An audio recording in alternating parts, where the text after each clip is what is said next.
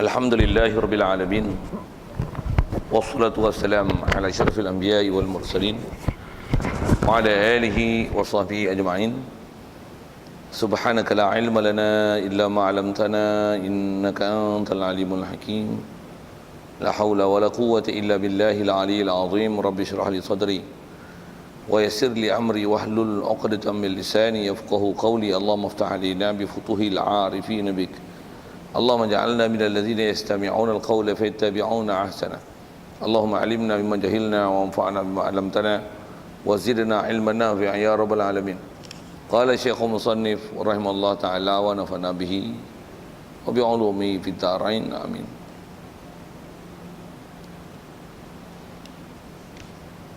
Kita di muka surat yang jawinya 40.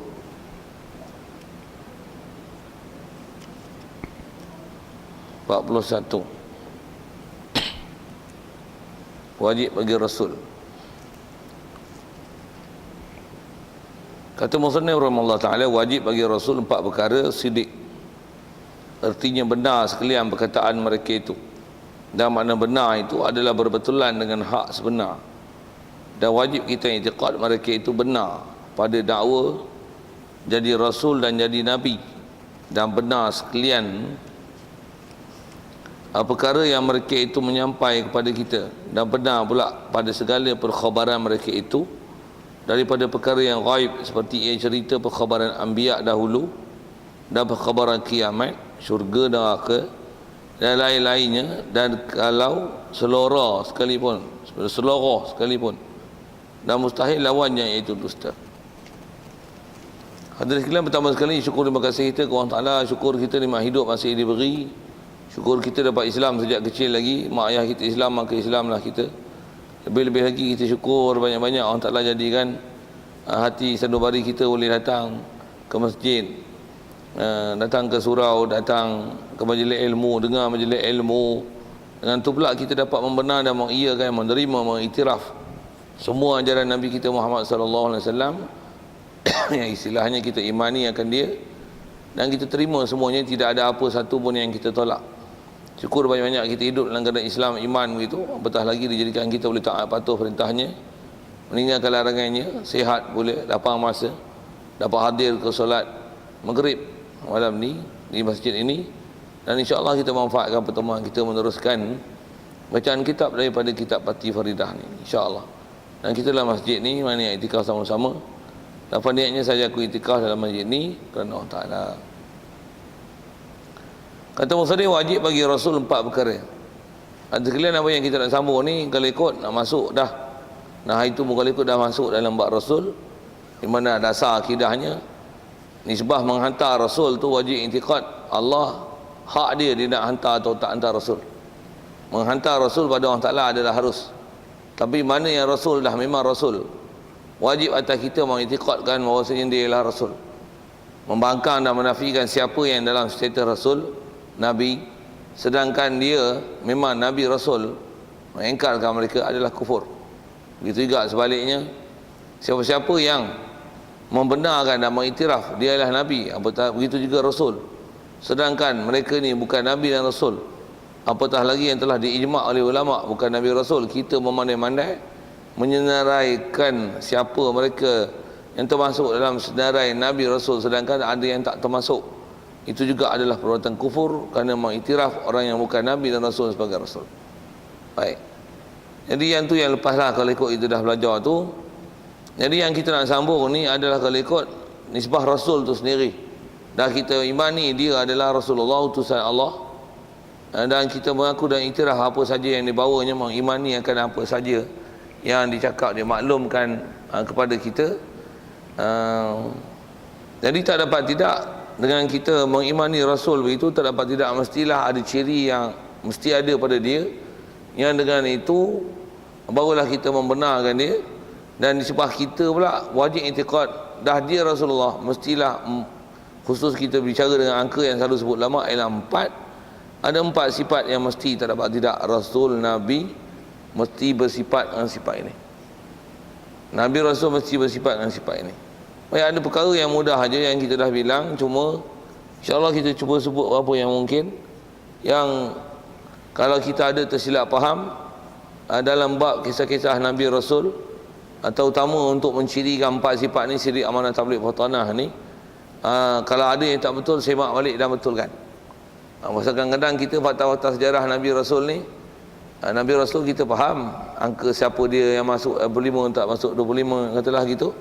Tapi kadang-kadang kita tak belajar betul-betul bagaimana yang sepatutnya penerimaan yang patut diimani, dan apa dia konsep-konsep yang mesti dipelihara supaya tak melanggar apa yang dipercayai di i'tiqad kepada Nabi-Nabi ataupun Rasul itu, supaya jangan ada benda yang bercanggah dengan apa yang sepatutnya warid pada syarak. Satu dasarnya kita bicara ni mesti Nabi Rasul ada sidik, amanah, tabligh, fatanah, mesti. Dan dalam kitab walaupun disebut wajib bagi Rasul atau masyhur sebut ulama, walaupun disebut ni Rasul, termasuk dalam Rasul ni adalah Nabi. Semua Nabi adalah sidik, amanah, tabligh, fatanah. Baik, pertama yang kita lihat adalah sidik, benar. Terjemahannya benar. Okey, apa makna benar? Yang ni yang kita nak berhati pasal kaedah kita belajar ilmu apa-apa pun mestilah sesuatu nak dipahami dengan definisi dan takrif. Jadi kalau gitu, bila nak bahas definisi dan takrif, terdapat tidak bahasa hendaklah dikenal pasti. Baik, pertama sidik, asal terjemahnya artinya benar. Baik, benar apa? Benar kita i'tiqad Rasul ni, benar ni mestilah benar perkataan mereka itu. Cuma disebut perkataan, ada tak lagi selain pada perkataan yang itu adalah benar? Ada sebut ulama ke Rasulullah ni kita wajib i'tiqad benarnya dia. Perkataan tu memang asas, pasal itu adalah sebahagian pada maqasid perutusan Rasul, mestilah dengan ada perkataan. Masyhur dengan apa bahas ulama dalam bab usul, dalam bab hadis-hadis yang panggil mustalah hadis dan usuliha. Wajib i'tiqad ke Nabi Rasul ni bukan saja pada perkataan mereka, tapi kalau ikut wajib i'tiqad benarnya mereka ini pada perkataan dan perbuatan. Pada perkataan perbuatan. Begitu juga kalau ikut masyhur sebut ulama, ada tambahan lagi, ada sifat. Dan kalau ikut apa saja sifat, sekalipun sifat itu ataupun ciri itu tidaklah khusus kepada mengisyarat dan mengajar kepada makna ibadat, tetapi konsepnya mestilah Nabi Rasul ni kita jadikan dia contoh ikutan yang baik, pasal mesti pada dia keluar benda-benda yang mesti benar, betul, tepat, tak ada apa yang mencanggah. Dan di atas i'tiqad kita juga, kita i'tiqad bahawasanya dia, hal yang ada pada dia adalah sebaik-baik hal dan keadaan yang Allah Ta'ala bagi jadi atas makhluk. Jadi mesti i'tiqad bahawasanya Nabi Rasul ni tu benar. Baik, asal sebut benar perkataan mereka. Jadi wajib i'tiqad mesti mereka benar, takkan ada apa-apa nama bohong. Baik, asalnya mudah itu. Jadi semua Nabi Rasul mesti benar lagi. Baik, dah makna benar. Sikit dia nak bagi huraian definisi di sini. Makna benar ni ialah berbetulan dengan hak sebenar. Apa benda berbetulan dengan hak sebenar ni? Bahasa moden sikit adalah menepati realiti. Itu berbetulan dengan sebenar. Kalau bahasa Arab disebut fiqhul waqi' ataupun sidqul waqi', dia lah sifat benar yang realitinya berlaku, memang keadaan demikian. Macam tu kot. Nak faham kata benar tu dengan mana? Benar itu berbetulan dengan hak sebenar, memang benar betul. Jadi yang sebenar tu apa? Tu yang bahasa sebenar tu realiti. Kalau Rasulullah kata memang sebelum ni ada Nabi Rasul, memang Nabi Rasul ada. Dia kata ada syurga dan neraka, memang ada. Secara konsepnya kalau kita lihat sekali lalu, kenapa mesti benar kan Nabi Rasul ni? Pasal kita dah akui dia, iktiraf dia sebagai utusan Allah. Tentulah atas kata dia itu utusan, dan di atas i'tiqadnya kita dan iktirafnya kita dengan ikrar, dengan lidah bersyahadah, mengaku bahawasanya mereka adalah utusan Allah, semestinya kita mengimani dan membenarkan, mengakui, mengiktiraf apa saja yang baginda bawa adalah benar belaka. Bukan gitu dah isi kaedah berimannya. Jadi wajib i'tiqad mestilah apa yang dibawa adalah benar belaka, dan benar tu dengan mana berbetulan dengan sebenar. Realiti yang berlaku macam tu lah. Sekali lalu dengan mudah. Rasulullah ada sebut akhir zaman masjid besar orang tak ada. Sebut pun dengan cakap Melayu gitulah kan. Kalau dalam hadis ada sebut bunyi yang umpama ini, masajiduhu ma'amirah walakin kharabun minal huda.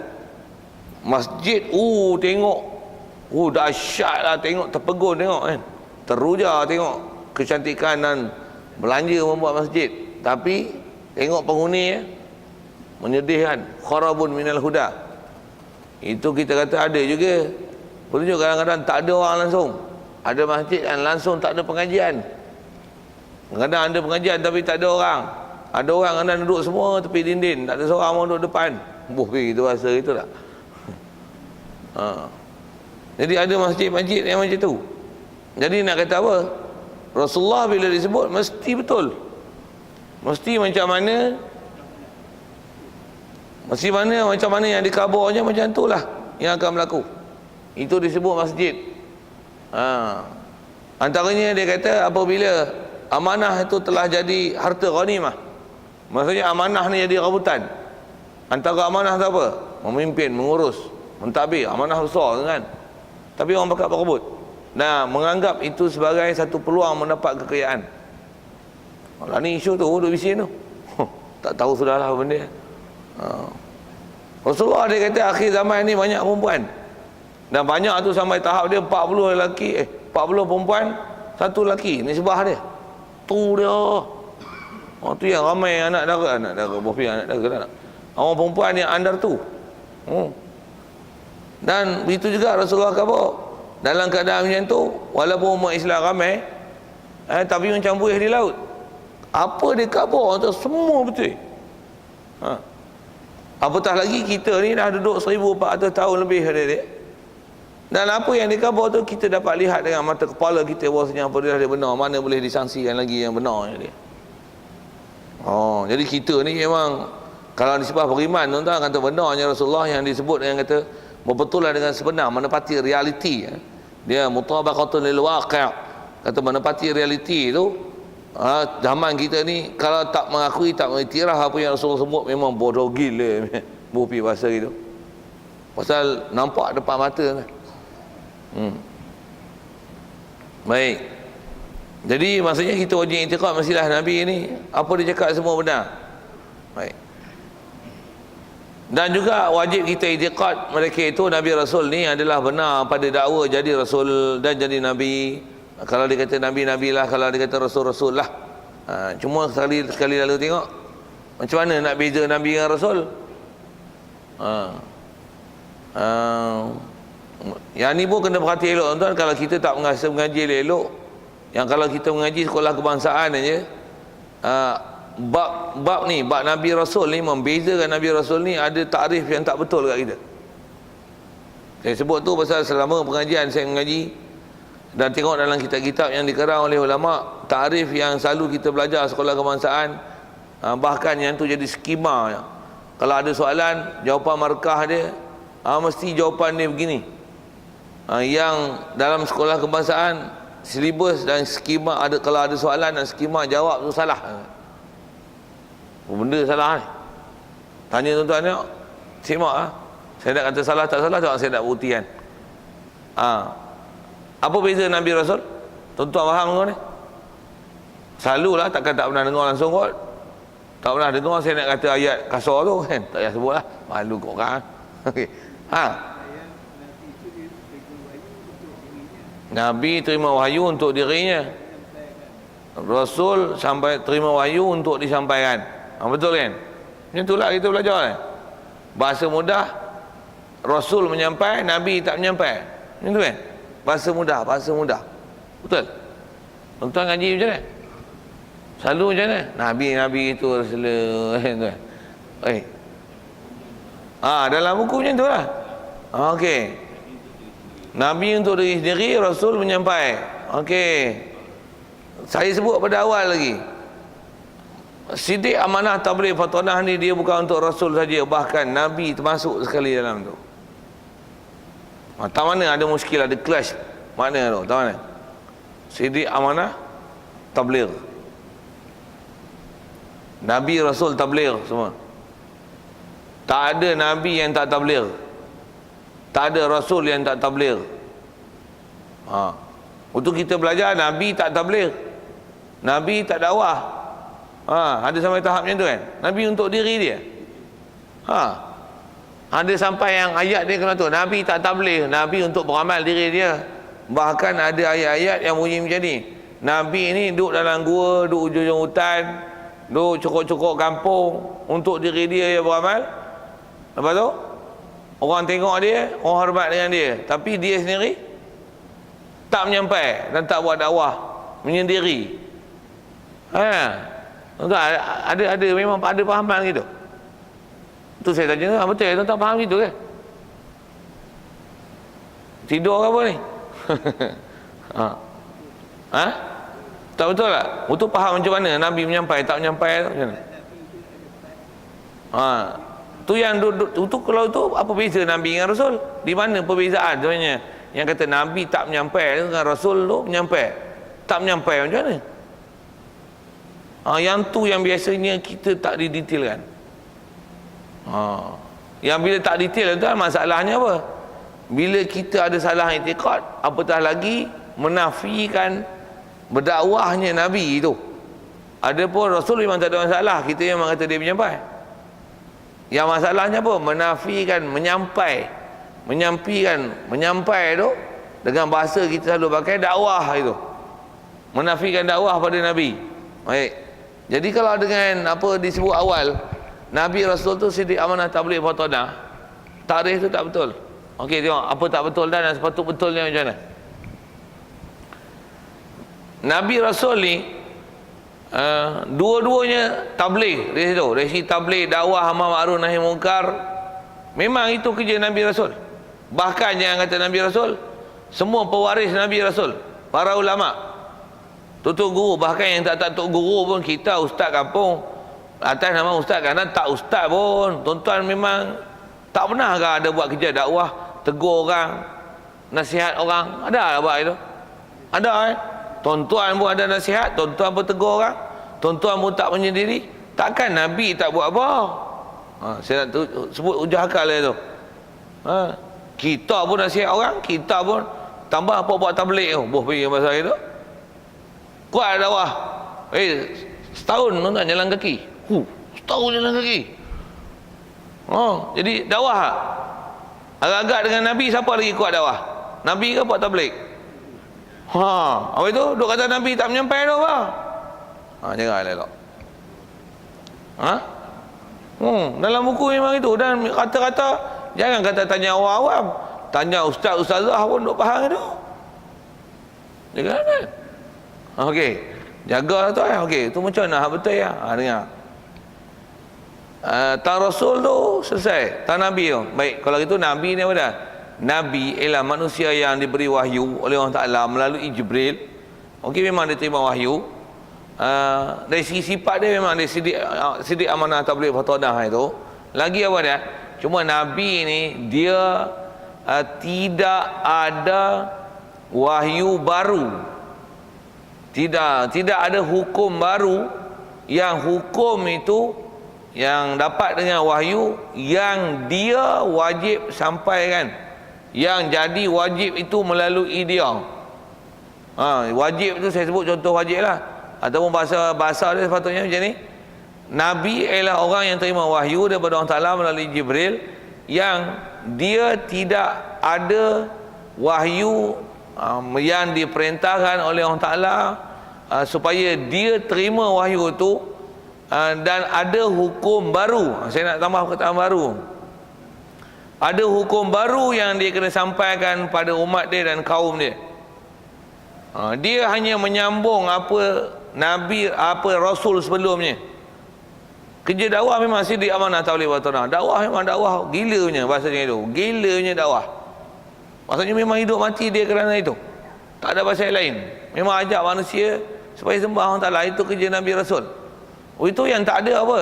Tak ada pada dia adalah hukum baru, yang hukum baru tu melalui dia sampaikan.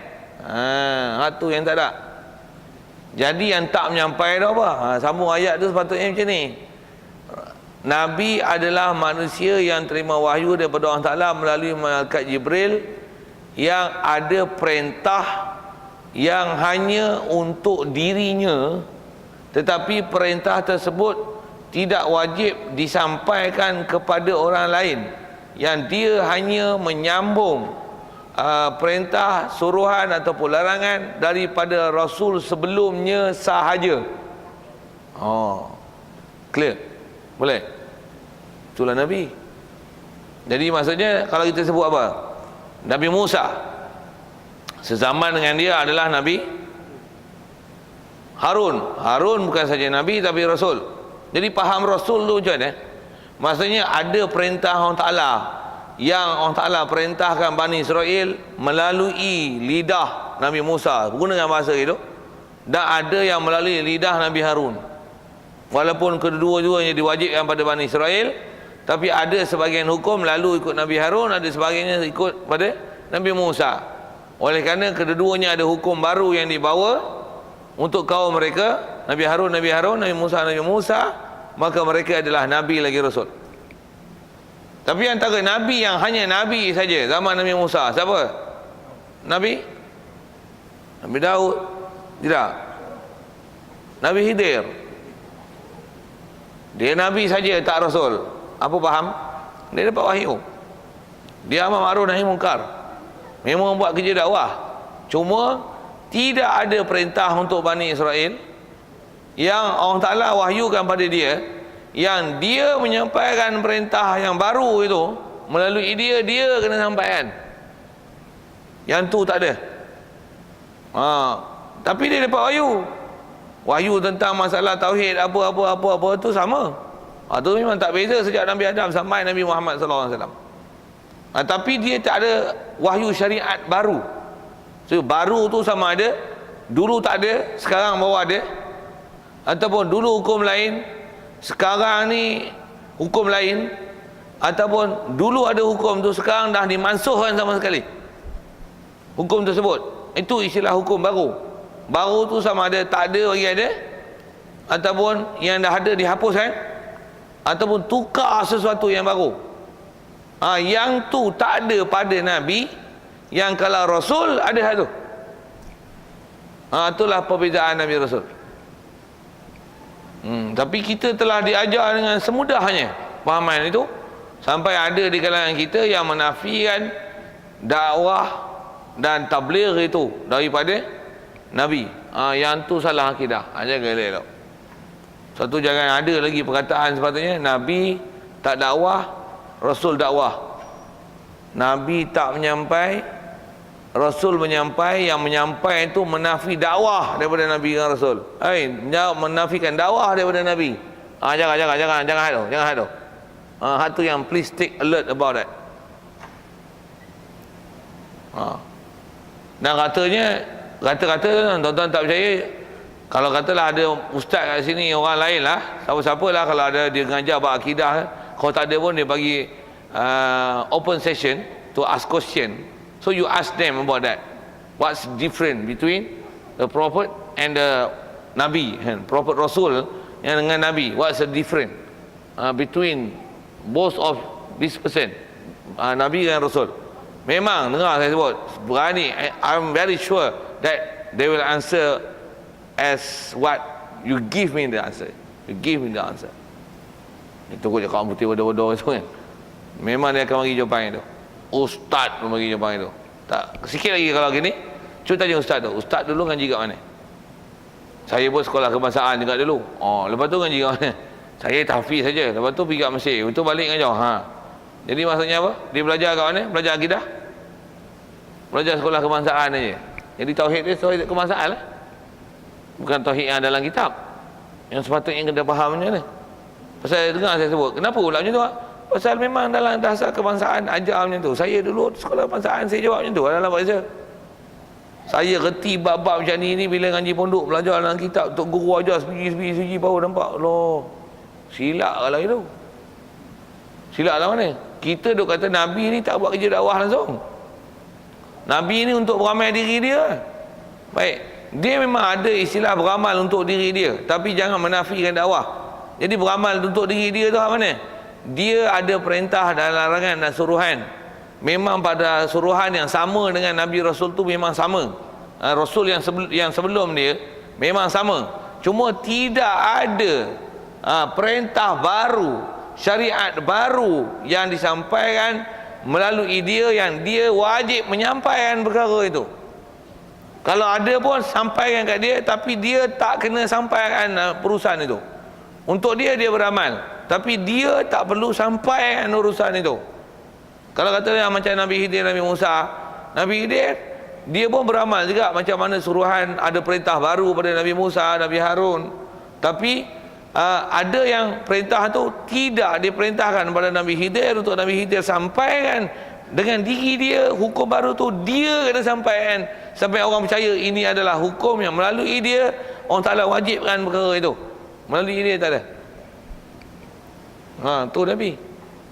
Satu kalau lihat tu, yang tu yang Nabi dengan Rasul. Sikit soalan mudah. Mana tinggi pangkat? Pasal apa Rasul tinggi pangkat? Bukan masalah dakwah. Masalah nak membenarkan, nak sampaikan satu hukum yang dia nak buktikan ni hukum Allah Ta'ala. Hampa percayalah kat aku ni perintah Allah Ta'ala, hampa kena buat ni. Yang amalan dulu lah, ni hukum baru, hampa percayalah kat aku. Nak percayakan tu kesenangan tu. Hak tu lah, dengan sebab tu dia jadi Rasul. Ada pun ikut perintah dulu, tak ada masalah tu, tak susah mana. Pasal tu lah Nabi dengan Rasul lagi besar pangkat. Pasal dia ada kesusahan untuk menyampaikan hukum baru.